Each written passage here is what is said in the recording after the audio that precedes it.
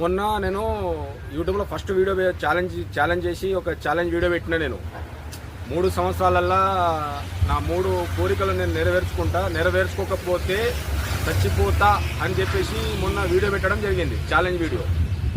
నేను ఏమన్నా 3 సంవత్సరాలు ఒక్క రోజు కాదు 3 రోజులు కాదు నేను చెప్పింది 3 సంవత్సరాలలో సాధించకపోతే అని చెప్పి 3 కోరికలు చెప్పిన. హైదరాబాద్లో ఇల్లు కట్టాలి, సినిమాలో వెళ్ళాలి, బిజినెస్లో సక్సెస్ అవ్వాలని చెప్పేసి 3 కోరికలు చెప్పిన. 3 రోజుల్లో సాధిస్తా అని చెప్పిన. 3 సంవత్సరాలు సరిపోదా ఒక మనిషికి ఒక గోల్ రీచ్ అవ్వడానికి? అందుకే నేను మొన్న వీడియో పెట్టడం ద్వారా నాకు మన మిడిల్ క్లాస్ మైండ్ సెట్ ఏందనేది మొత్తం అందరి అంటే నా రిలేషన్లో మొన్న స్టేటస్లో చూసినట్టున్నారు. అందరి మైండ్ సెట్ వాళ్ళ ఫ్లేవర్స్ మొత్తం బయటపడ్డది.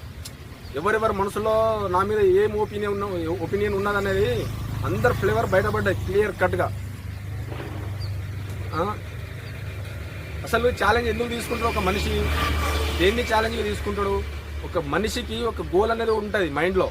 నేను ఒక కలెక్టర్ అవ్వాలి, నేను ఒక ఐపీఎస్ ఆఫీసర్ అవ్వాలి, నేను ఒక డాక్టర్ అవ్వాలి, నేను ఒక రాజకీయ నాయకుడు అవ్వాలి, నేను ఒక సినిమా హీరో అవ్వాలి, నేను ఒక బిజినెస్ మ్యాన్ అవ్వాలని చెప్పేసి ఒక గోల్ ఉంటుంది మైండ్లో. ఆ గోల్ ఉండటం వల్ల దాన్ని ఛాలెంజ్గా తీసుకుంటాడు కాబట్టి వాడు సక్సెస్ అవుతాడు. ఛాలెంజ్గా తీసుకున్న వాడే సక్సెస్ అవుతాడు. ఛాలెంజ్ తీసుకోకపోతే గోల్ని రీచ్ ఎవ్వడవ్వలేడు.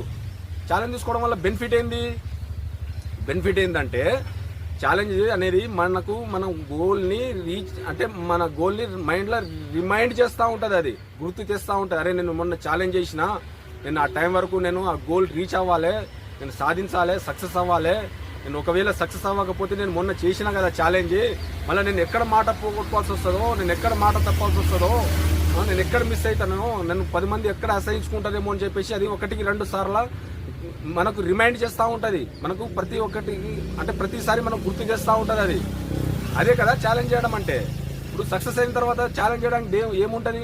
సక్సెస్ కాకముందే 0 పొజిషన్ ఉన్నప్పుడే ఛాలెంజ్ చేస్తాడు ఎవడైనా. కానీ నేను చచ్చిపోతా అంటే నిజంగా చచ్చిపోవడానికి ఏమైనా పిచ్చోన్నా? చచ్చిపోవాల్సిన అవసరం నాకేంది? నేను 3 రోజుల్లో చచ్చిపోతా అని చెప్పినా. 3 సంవత్సరాలలో సరిపోదా ఒక మనిషికి సాధించడానికి?